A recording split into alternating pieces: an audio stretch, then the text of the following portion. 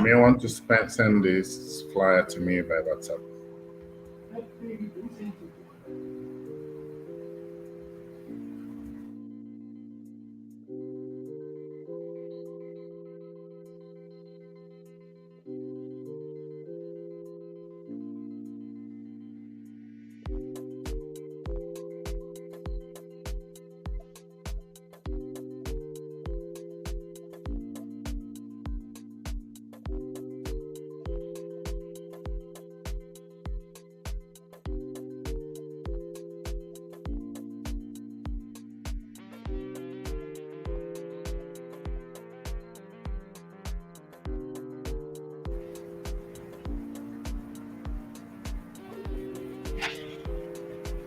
Hello, friends. You're welcome. I'm with OLUSOJI Adeniyi today. This is David Lowell, the Masterful Speakers Coach, and I want to welcome all of you to the Friendship LeaderChat. I'm hoping that we're going to be enjoying a wonderful time with OLUSOJI Adeniyi. Today, we're discussing service to humanity, the relationship model. And I have with me OLUSOJI Adeniyi to discuss it with us on the Friendship Leadership, on the Friendship LeaderChat. So you're welcome. What do you say to our audience, sir? Well, it's a pleasure to be here. I'm excited as the opportunity to interact, and I just hope that we all learn one thing or the other from this session. Thank you. Thank you so much, sir. And I want to say to all of our viewers that you are very fortunate to have OLUSOJI Adeniyi on your screen today. In fact, we just finished a Zoom meeting with some of the people who are organizing a conference in Edo State, the South. He's going to tell us some more about it. It's something he's been telling me about. I'm still working.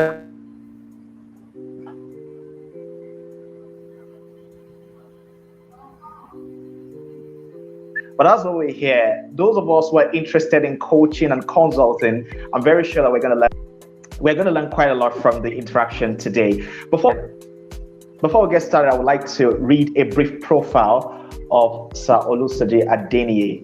Then I want to say to our audience that I'm having a sort of technical challenge over here. Internet connection is breaking up once in a while, but kindly bear with us.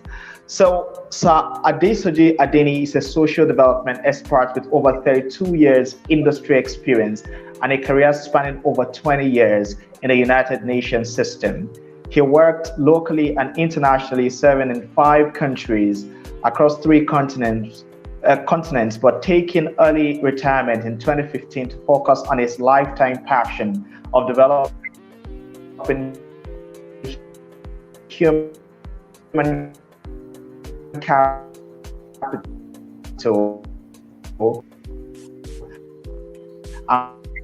and bridging learning gaps as vehicles for sharing knowledge and opportunities in the last 10 years. He has trained hundreds of delegates in that ecosystem.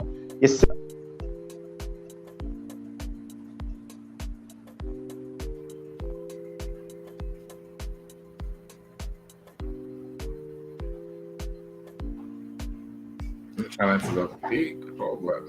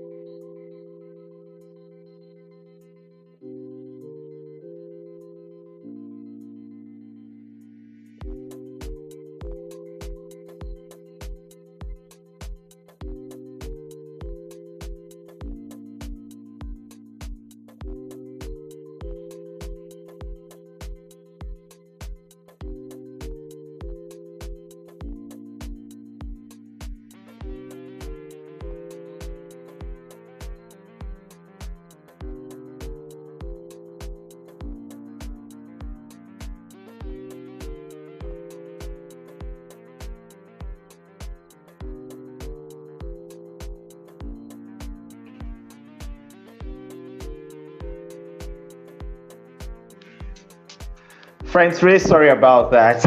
So I think we've got enough of of his bio. Let's just get into the conversation. I am really sorry about that. A whole lot is happening at the backstage over here. I'm sure we are going to be able to get this conversation done today. So Adesoji, OLUSOJI Adeniyi, you're welcome, and thank you so much for having this time with us. First, let's get started with the idea of service to humanity. Why are you so passionate about service to humanity to the point that you had to quit your job? Like, you personally retired without anyone maybe taking you off the system. You pursued early retirement just to render service to humanity. How do you perceive service to humanity? Is it different from serving in a system where, like in a corporate system? Why did you have to pursue retirement in order for you to pursue service to humanity? I know that's a whole lot, but I'm sure that will help us get started. Okay, thank you very much, David. And part of the problem that we have to grapple with is just what you have seen now at this day and age.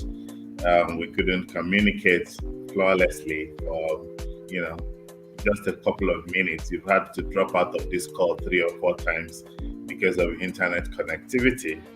And those are things that gets me thinking if Africa is actually on the path to greatness, except we reverse the spirit of service and we begin to see every one of us as having one thing or the other to do in order to change the narrative. You've chosen to be a coach, to be a speaker's coach, to be, a masterclass provider, because you want to make a difference. You want to serve humanity in that particular space. I was fortunate enough, I started my career, pretty early in life. I was not even 22 when I, got onto my first job. And it was a very difficult thing for me to convince my then employers that I was fit enough for the job. And I had to drop out of that job because I felt everyone thought I was in the wrong job, simply because everybody that I was working with were much, much older than me. So it was a very difficult terrain. And I realized that I needed to get more experience from non-conventional space. And it was in the process of getting experience in the non-conventional space that I realized that there was more to life than just getting a job. So very early in life, I opted to do some things that were very strange for people of my age at that time. I dropped out from a job and I went to a microfinance bank to ask for a loan to buy a bus because I wanted to be a bus driver. And I wanted to experience the kind of life that people in the garage, in the space, I wanted to just see what it was to operate from the other hand. I wanted to be among the average guys on the street, the people in the bus parks, to actually see if I could influence them. And it really happened. I recall my very first day in Ojuelegba bus terminal. Everybody thought I was, the odd one there because I was dressed differently from them. I'd just gotten a bus loaned to me with my certificate as collateral, and my boss was cleaner and neater than what they are used to. I also, would not join them to drink under the shed or anything, but I was always calling them to teach them some basic things. I organized them into, a formidable team to talk to the local government chairman in Surulere local government at that time. And I convinced them for us to stop payments to the local council until they built us a public toilet and washing facilities in the garage. I formed a cooperative with the people in the garage and organized them in such a way that they were able to form a cooperative that began to give vehicle loans to drivers that have been in the garage for up to 5 years and who could bring a guarantor. So these were things that I did as service, even though I was part of that group. And for about 3 years of being with them, I managed to transform the entire space. Up till Wow. today, if you go to that particular garage, the operations that they have there, the systems that they have there, the environment that they have there, I got the local government to tar the entire garage with bitumen, as far back as 1991. Wow. So you can imagine, the how it takes to they call me professor because I would always, when I come on every drive, I would park and I would just open my book and read. I was in the garage when I was doing, so many of my professional exams. There was the National Library very close at Roe Park in Yaba, and I would go there during my afternoon break. That's where I spend my time. I'll be in the library for about 3 hours, and then I'll come back again, during the rush hour in the afternoon to continue driving the bus. And Wow. I drive the bus strategically. I'm not on the road all day. I'm on the road during the rush hour in the morning before 7 o'clock, and at 7 o'clock I shut down because at that time there will be heavy traffic. So I spend that period in the library, and then in the early afternoon by 11:30, 12, when it's just about time for students to close and all of that, I come out again and I operate till about 4 o'clock when the peak of the um, traffic comes again and I shut down. So I'm never caught in the traffic. I Wow. operate during the lower period, and my boss never has any problem. I was maintaining my service, and I brought all that to that particular garage. And it was actually Mm. while driving that I got, back to work because one of the passengers I had with me found out that I was completely unique in my approach. So he asked me one day and said, "Are you sure you're a driver or you just, doing this for part-time?" So I told him, "Well, I am driving the bus. I am not the bus driver, but that I have all, So I brought out, I just opened the pigeonhole. My certificates and everything were laminated. So I handed it over to him and I said, "These are my certificates." And he looked at it. I had a first degree, a very good first degree. And I have, two professional exams. I have the Institute of Logistics. I have the Chartered Institute of Purchasing and Supply. These were all professional exams that I wrote while I was driving the bus. And so Wow. I was qualified to work, but I was just enjoying the moment where I was, it was a life of service. It was learning quite a lot about the behavior of people. I saw, those who would come in the morning and the first thing they'll do is a lot of hemp and a lot of, other stuff that you don't even want to mention on here. And the life that they live, they would make money and they would blow the money that same day. And that's Mm. just the kind of thing they were doing. So I turned, created a couple of groups, pressure groups here and there, how to engage with politicians and all of that. I taught them all of those things, how to make specific demands, not just to be given money for campaign and all of those things. And I left at the time that I thought was probably a next phase for me. So like I said, the guy who gave me my first job met me as a driver and just asked me if I was willing to work, and I gave him photocopies of my credentials, and he said, "Can you come to my office, next week and come for an interview?" And I went there. When I got there, he told me that the job, the interview was going to happen another week from then, no, 2 weeks from then, but that the interview was going to be done on computers because that was this was May and Baker Pharmaceuticals in Ikeja at that time. So I Wow. said, okay, I've never even touched a computer before, as at that time, but he gave me 2 weeks notice before that interview. So I left there, went to a computer school, registered that same afternoon, and I Wow. told them that I wanted, a fast track. They told me the minimum fast track is a 3 months computer appreciation course. So I told Perfect. them, well, I don't just want computer appreciation. I want to be able to operate a computer within 1 week. So they told me I have to pay for the 3 months first that's the minimum they can do. But then I have to give them extra so that they can assign me a specific tutor. So they assigned me this Mm. very fast on the keyboard. You know, those people that are trained as typists in those days with shorthand and all of that. Yes, sir. Yeah, so they assigned me Mm-hmm. the young lady, and the young lady took me through. Within 1 week, I was already very conversant with, word perfect in those days. And we had Microsoft. It wasn't Microsoft then, it was DOS program at that time. So I went for Oh. this interview, and at the interview, like they say, it took less than, 30 minutes to determine who was going forward. Out of the 21 of us that came for that interview, only 4 of us was able to use the computer.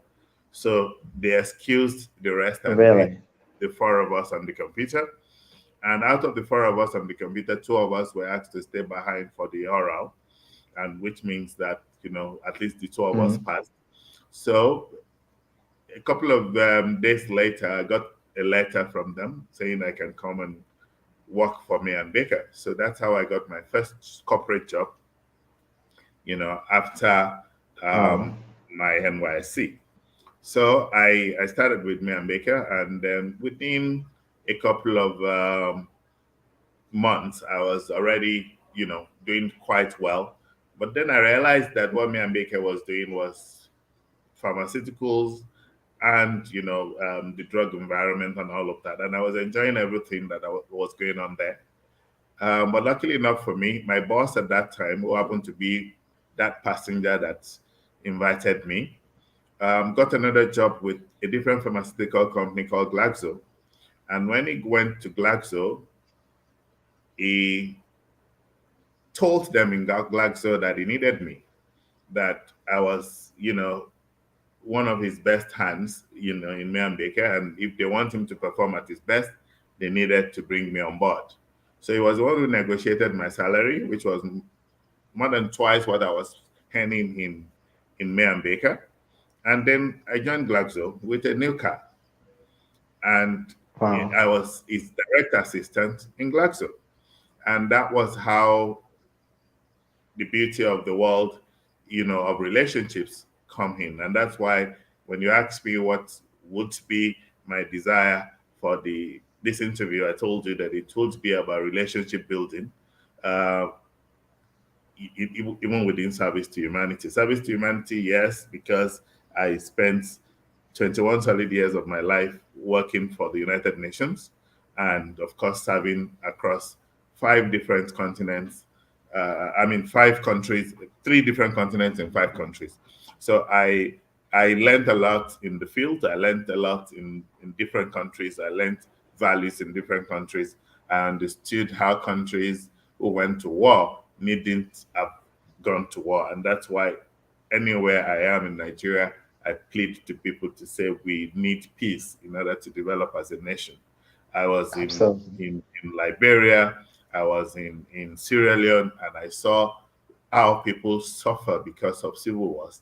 And I didn't think that we needed anything, close to that. I was in Syria, and I see how a whole city, crumpled under superior fire due to insurgencies. Mm. So, and Mm. even in the UN, while in the UN, I was in the UN house when the UN house was bombed.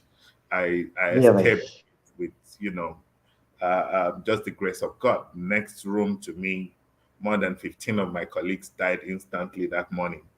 And I was just a wall, away from those who died. So I climbed on the dead bodies to escape and get out of the UN house building.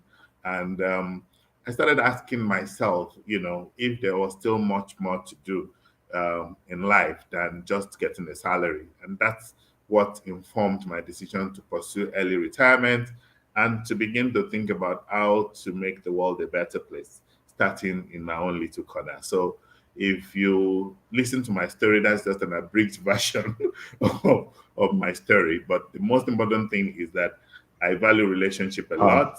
I I I I have been, someone who has thrived on relationships. Everything that I have been, to this, my close to 60 years around the world, is based on relationship. My first job was relationship based. If I was rude to that gentleman that afternoon, I probably wouldn't have even gotten an invitation. If I wasn't good at the job, I maintained a very good relationship with him. When he goes on to another job, he would probably never have thought about me. And the most significant part of it was that several years down the line in Glaxo was moving out of Nigeria, and there was a management buyover, and Evans Medical was created, from the original Glaxo Nigeria to Evans Medical, and then Glaxo SmithKline and all of that. So in all of these, my boss and I were separated because I was assigned to Evans Medical while he went to Glaxo. And after some time, again, there was a relationship model that came in.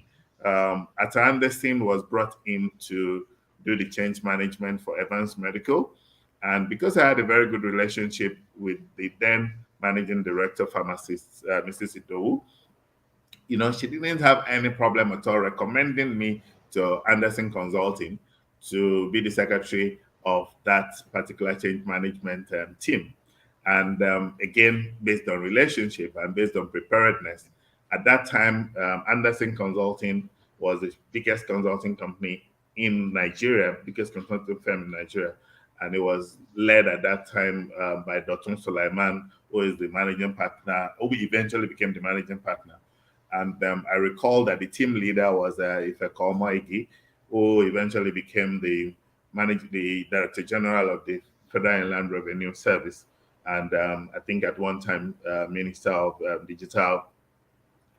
Minister of Digital Infrastructure in I think in Governor, President Jonathan's administration. So these were people that I worked with by relationship. In fact, the gentleman who told me about the UN job was also another one that I was with on the project. And because we developed, brother-like relationship on that, when that job request came to them to add on for a procurement specialist from the UN at that time, he called me and asked me to, submit my CV, and I didn't even see the advert in the newspapers. So he just called me and said, "Did you see this? The job description looks more like your CV to me." And that's how I participated, and it was a big a tough one to engage with that. But at the end of the day, we had very good relationship, and that ended me up in the United Nations for the first time. That was 1995. So you can imagine, getting in. I was even not 30 years old, and everything just seems to work. I'm not sure now that you're still back there. I think we lost you. The connection must have dropped again. So I'll just wait till you reconnect.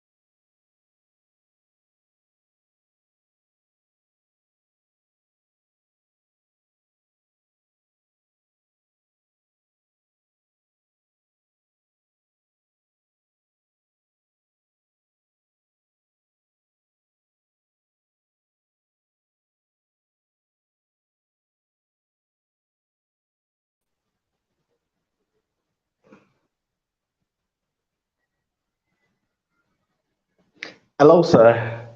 Sorry, you're on mute. You're welcome, sir. Uh,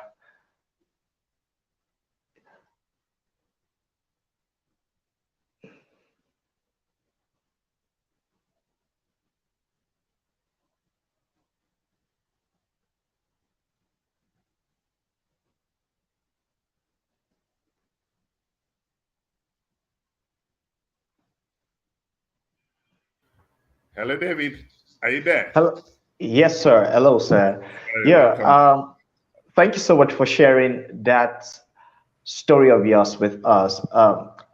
What I'm kind of curious about listening to your story is the interaction that you had with the bus conductors and the drivers in the garage back then when you were with them. And then I also wanted to know what it was like with them, but I also wanted to know if your own story was kind of different, because I think many people get into such a thing, like get into the garage and riding buses because they want to make like a living. Even though they want to make change, they want to make a living. Did you do that intentionally, not because you wanted to really make a living, but because you wanted to make the change only? And then what was the interaction with the people like? What was their relationship with you like? Hope some of them did not criticize you that you were constantly reading books and other things like that. Well, I thank you very much for that question. The first thing is that I went there for both purposes. I needed the money, to be honest with you, and I've always thought that those people make a ton of money, and the only problem is that they probably don't know how to reinvest that money. Um, right from when I was Mm, in the university, I was always that young man that will do everything to bring legitimate money to my pocket. I just felt that there was much to do. So I used to do sponsorship of shows. I used to join my friends to have, different pageants on campus and all of that. So I was used to making money right from and I thought that when I finished youth service, the first job I got was where I served, the in Ogun State Water Corporation. I was retained to work, but that's a story for another day. I didn't quite like that environment.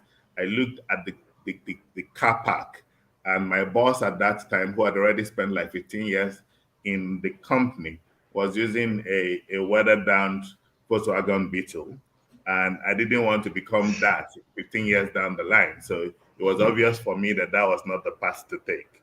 And there was a gentleman who was using a brand new 504, who was the chief accountant. So I asked him, how do one become a chief accountant? And he said, first thing is you need to become, an accountant. So, and that anybody can become an accountant. The fact that you have, you did, you know, chemical engineering doesn't mean that you can't change and become anything. So he introduced me to accounting, and I got mm, registered for ICANN, and I was doing that when someone else told me about purchasing and supply management, and I thought that was probably even much shorter because I would have needed to wait till I got chartered in as a chartered accountant to be able to make a headway. But with this one, under 9 months, I would have qualified as a buyer and a certified purchasing manager. So I went for that option. And that's what paid off when the gentleman who met me in the bus was asking for my qualifications. I was already a certified logistician and a purchasing and supply expert. So that preparation met readiness at that time. But going back to the garage, of course, I was looking for money, but I was looking for money with some level of understanding that I needed to provide service. So if my boss was providing service to give me money, of course, I was also ready to commit myself to a life of service to change some lives and some mindset around the drivers. And I succeeded at least to get them clean because we now have we have a washroom in the garage. We had a public toilet. So even when passengers come and they are pressed, they don't need to do short puts under the bridge. there was, some facilities, and we commercialized it. So you have to pay 50 kobo to have access for the whole day. And we had someone who was managing that. You understand? So if you don't contribute your 50 kobo, you won't have access to the wash facilities. This your internet is something else. It's gone off again.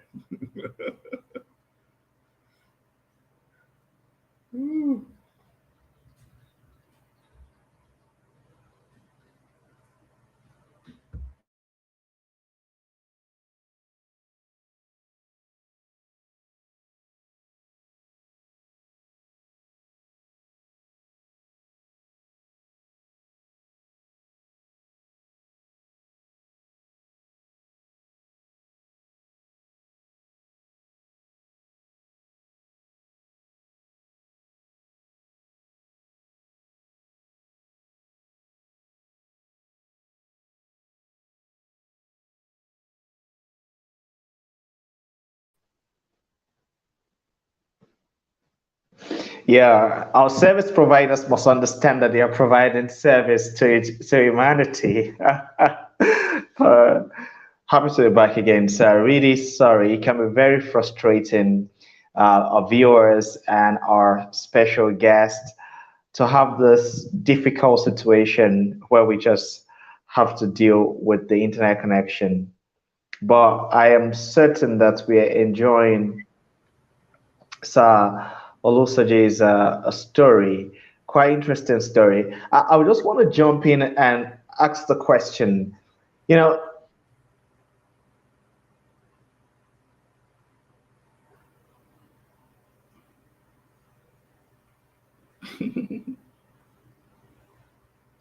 This is sad.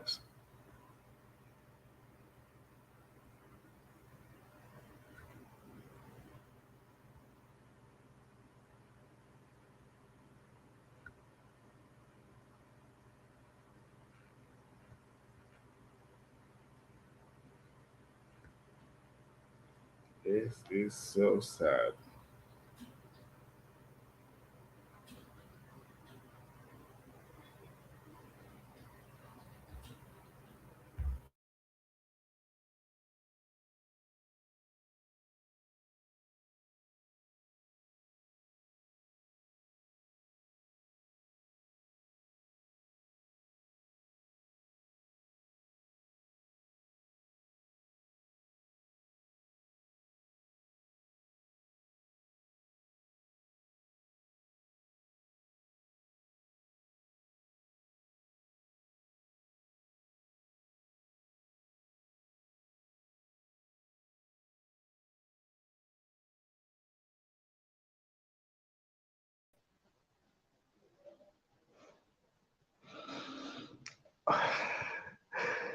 this has been quite a lot for you to endure, sir. I think we No, might just begin to wrap up so that we no, don't have to deal it's with okay. this any It's okay. further.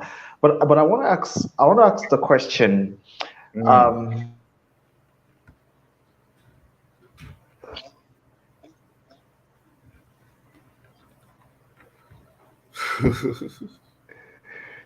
yes. Okay. Providing service, what did you learn from providing service as a bus driver, as a owner of a vehicle, and providing transportation services to people? What did you learn from that? And then what else did you learn from working a job with May and Baker, and then with the other company that you worked with, that has helped you in the world of coaching and consulting thus far? Okay, thank you. I think the first thing that I learned is about relationship building, and that once you understand how to build relationship with people, every other thing in life is actually made simple. If you are someone who enjoys building relationship, it does not matter where you find yourself, you are likely to excel, whether with bus drivers, with conductors, with our friends in the motor park who we call the police officers who would always come and harass you for one thing or the other. It's all about building relationship with them. And of course, that taught me tolerance. That taught me perseverance. That taught me ability to wait and delay gratification. Those are, lessons that are quite valuable that I learned from my relationship with those people, and that no one can be, no one cannot be reformed. Some of them today are doing extremely well. They have their transport companies. They're doing extremely well. When I walk into them now, they're so happy that I introduced some things to them. And when I got even into the United Nations, I used the same system to introduce what we call a cooperative society, even to us in the UN. And I remember that at the first time it was difficult for people to consider, putting away some savings, at the end of every month. But by the time that the cooperative was like 10 years, majority of us had several, you know, real estate assets that we would never have been able to do on our own, were it not be for the relationship that we leveraged on using the cooperative as our, our motivation in the UN. So to me, it does not matter where you find yourself rendering service, whether to outsiders, to people you don't know, or to people that you know. In consulting, is basically the same. You are rendering a service to people that are trusting you to deliver results for them. As a coach, you are rendering a service to someone that you have promised certain outputs and certain outcomes. And of course, if you are not disciplined to see those outcomes and outputs before you engage with them, you won't find another client, because it's the first client being happy that will recommend you to subsequent clients. And of course, everyone that you coach successfully is your model that people would see. And of course, the person will be so happy to say, this is, or this was my coach. And I wonder why people find it difficult to understand the concept of coaching, because basically, in football, we're all used to it. We fire all our coaches with our, after watching every match, oh, Mourinho must go. He didn't, why didn't he pull out this player? Why didn't he use this particular one? Oh, we need to remove this particular coach. We know all of that. But when it comes to our life, we don't even find coaches who can put us on the right path. We don't find mentors who can put us on the right path. Yet we see all of this, and we see that that's the only reason why clubs and players succeed. It is dependent on the quality of the coaching crew that often, determine the success, and of course the quality of players that are brought to the table. So, and the players, no matter how good they are, when you have a lousy coach, the players don't shine because they are not used effectively and efficiently.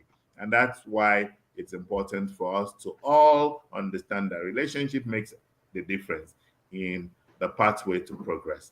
So whether as service provider, whether as individuals trying to learn the ropes, whether as young people in a profession, you need to build relationship with people, build relationship with your colleagues in the office, build relationship with your boss. Most important thing is building relationship with your boss. Your boss must see you as someone that is completely dependable, completely loyal, such that even if you find a higher paying job, Mm.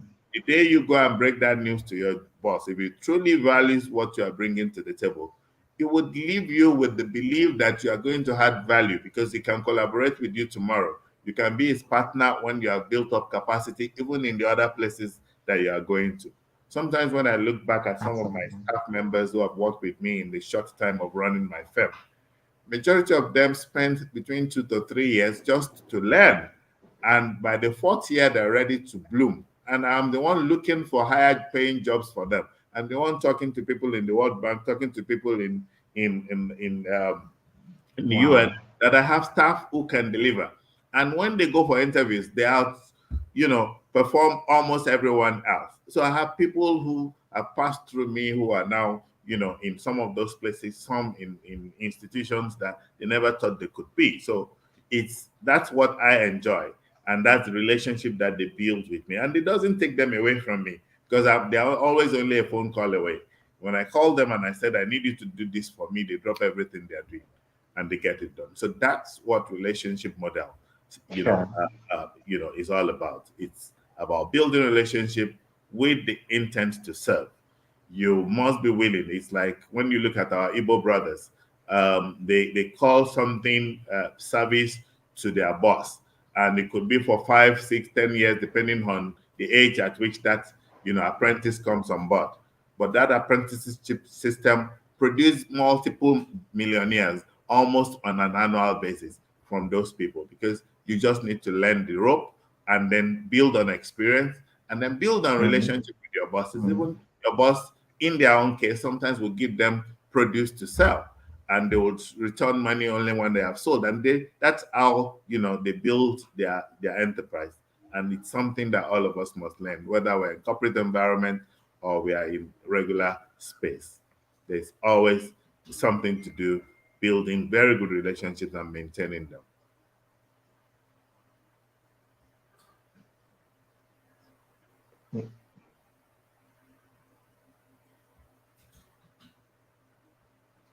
That's really quite interesting. I love what you said about coaching. I love what you said about we being willing to serve, because that's exactly why we're here. It's the only thing that brings meaning to our lives, and it's the only way our lives can be enriched, whether in financial terms or in the social impact that it has on our lives and on the lives of the people around us. Um, we get all of those things through that relational service that we offer to people while we're using the relationship approach in offering service to people.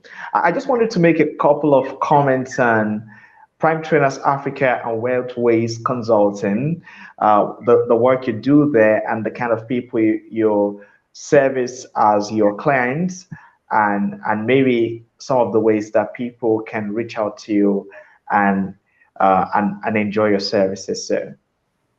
Well, thank you very much. Waltways is basically what I do with people who opt to take early retirement, like me, or people who are planning not to work all their lives. There's what I always say about wealth, that wealth is not a lot of money in the bank. Wealth is not multiple houses everywhere, or beautiful cars and all of that. Yes, there are good things of life that we all aspire to, but real wealth is when you have planned your life in such a way that your children are not any dependent on your wealth. Your children have strong people on their own, and they have a head start because they have the right education, they have the right mentality about life. They can survive if you are not there. That to me is number one, indicator of wealth. The second is contentment, which puts you in a place where no matter what you have, even if you have a house that is just one room, you go in there and you're able to sleep with your two eyes closed. Nobody's going to come and try to assassinate you because you've done some deals that didn't go well and all of that. That to me is wealth. So I teach this in multiple classes, during the year, bringing people, especially, aging people who are afraid of retirement. I talk to them about how to build a life for themselves in the future, doing the things that they like and still making money from it, but more or less, but more so about service to humanity. It is in service that we actually all get the satisfaction that we crave as human beings. So that's what we do with WealthWays. But with Prime Trainers Africa, the goal is to actually build human capital. Basically, if you go, around the world, you realize that as the world, expands, knowledge is changing per second. We were all talking about computerization, digitalization. Now we're talking about artificial intelligence, and the changes are going to continue to come. So what we do is align with institutions that provide the best in class kind of training, and then we use that to motivate a lot of people to focus on education, because part of the reasons why we have insurgency, why we have uh, all kinds of problems in the country is because we didn't value education in the right way. We inherited a different kind of education from our colonial masters. Their goal at that time was to produce clerks, clerical officers, people who are going to take instruction, factory workers who are simply going to take instructions on how to manufacture or how to teach or how to, lay tracks or how to build roads. So those were the kind of courses they introduced to us in school. But that has long gone, and yet our education system is yet to be reformed to address the needs that we need for today. Education for today is no longer the stay in the university, stay in school till you graduate from university. It's supposed to be needs based. If what Nigeria needs is technocrats, why are we not building technocrats with specific attention to technocrats? If we're looking for tech people who are going to, build the Silicon Valley of our dreams, why do they need to go to university and first do physics, MSc, or first do this before they come back and learn coding? Why aren't they learning coding from secondary school and going to do whatever it is that they want to do? And 3 years down the line, they are professionals in their own space and they're doing well and they can be hired from all over the world. That's what India did. And that's why you could have a Mumbai now that services the entire world without leaving. You won't find Indians struggling to jackpot like Nigerians are trying to do because they have the infrastructure. You are trying to conduct an interview with me, from Lagos to Abuja, and for more than 4 times now, you've dropped out on the call because the internet service is not exactly what it should be. Those are things that we should not be talking about in Nigeria with the size that we have, with the opportunities that we have to build infrastructure. Recall that it took Obasanjo coming for us to even have GSM as a gift that they thought at that time. And everyone was saying, oh, what a beautiful thing he did. I don't know what he could have done better than, giving us, internet service at that time. And then, of course, because everyone also thinks that, the world revolves around them, they don't even want to make sure that the world gets value. I remember a minister of communication at that time telling us that telephone is for the rich, and that everyone does not have to have a phone in their homes. What they need is food. That's the mentality of people who led us in the past. So if we have such people, now we're talking about youths wanting to leave the country. Why are they leaving the country? Because they believe that they're going to live better lives. They believe that there will be 24 hours electricity. They believe that they can do multiple jobs and earn money. They believe they can drive the type of cars that they want. Now, why can't they have it in Nigeria? It's because we have not yet made Nigeria seamless to them. If we build Nigeria in such a way that you can sit in Nigeria and do a job in the UK, do a job in the US, you will be the one that would choose the type of job that you want to do, because you'll be globally certified to be able to do any of those jobs remotely. And thank God for COVID-19. It taught us a lesson that the world is changing and that we're going to have to work without going to work. So that means that each and every one of us needs skills that we need to have that would mean that we can sit behind in the comfort of our homes and still have jobs that we are doing. It will save the world because we will not be burning fossil fuels, driving to and from work all over. So we'll have more greener environment.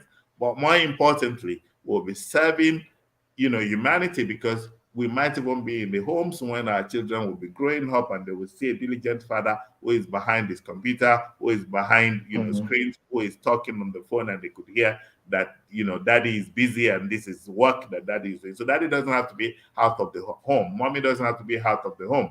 So we will gain because more of these children will grow up in homes where people are around, and yet, productivity would not, be limited. So this is what we do with prime trainers. Like the question you were asking about the regional conference for the South-South. Yes, sir. As a regional consultant for the Human Capital Development Initiative for Nigeria under the Office of Vice President. And what we're trying to do is to tell the Nigeria story. So we have 6 regional consultants that are dealing with each of the 36 states plus 1. And what we're doing is to build capacity of the states to generate their own data for human capital, so that we know, why our data are going south and what we need to do in order to build those data, so that when the international community comes to measure us, that they will go to other countries to measure, we will have our own data. We will own our own data. They would come and validate those data and then we will not be missing in the Committee of Nations. So when people are talking about human capital, quotient for Nigeria, it will not be 130 out of 160 the way it is today, but we'll probably be in the top 20 around the world. We may be developing, but we'll have clear focus and clear goals as to what we want to do with education, which is the single most important thing, because I keep saying that we worry about children out of school. Those children are not necessarily out of school. They're in different schools. They're in school of mandatory, they're in school of kidnapping, they're in all kinds of schools. And it is only when they graduate that we see them on the streets. And we think now that we have a problem. No, we've had that problem when those children could not stay in school. And why are the children not staying in school? It's because school looks fraudulent to them. They've seen their senior ones who have graduated and do not have jobs. So they are not motivated to stay in school. So we need to change. That's why they say school is scam. They say school is scam because they don't see, what school brings to the table. And one of the things is because we became more British than the British people. We started, our basic school that are supposed to be in our local languages where learning can happen much faster. We took everything hook, line, and sinker from our colonial masters. That's where India was different. India didn't do that. Chinese people didn't do that. Even Europeans didn't do that. They all teach basics in their local languages so that learning can happen faster, so that understanding can be rapid, so that all community learning can take place. Imagine if a child in Ibadan is learning in indigenous Yoruba language at primary school. By the time that child goes home, grandma will learn from that child. Grandpa will learn from that child. So we will immediately convert our local, people into semi-educated people. At least they'll be able to read and write, or they'll be able to at least understand when people are speaking. So that's the transformation that we need in our education sector. And I believe that we'll have a time to talk about that on another episode. But for today, I honestly, yeah. To relationship and relationship and relationship. I honestly will be looking forward to another episode because there's a whole lot we should have covered. Yeah, thank you so much, Soji Adeniyi. It's been a wonderful time with you today. And in fact, the conversation is getting hotter right towards the end of the conversation. It's been so value packed from the beginning, but the energy is right now on a different level. It's been such a pleasure to connect with you and to have had the opportunity of engagements with you since I met you at the African Young Brains Summit.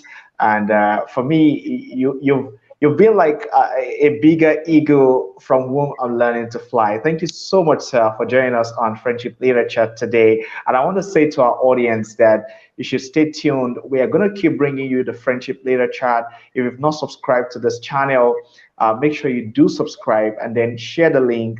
Let people also be beneficiaries of today's conversation. And I hope one day we're going to fix another time to bring Sir Soji on the show. Thank you so much, sir. And I hope that you have a wonderful rest of the day and a safe travel to Benin when you finally go for the conference next week. God bless you, sir. Thank you very much, David. It's really a pleasure. I follow you on social media, so I know the good things that you're doing. Please keep doing it. Keep, all opportunities open for young people to continue to learn. Learning is what makes the difference between A and B.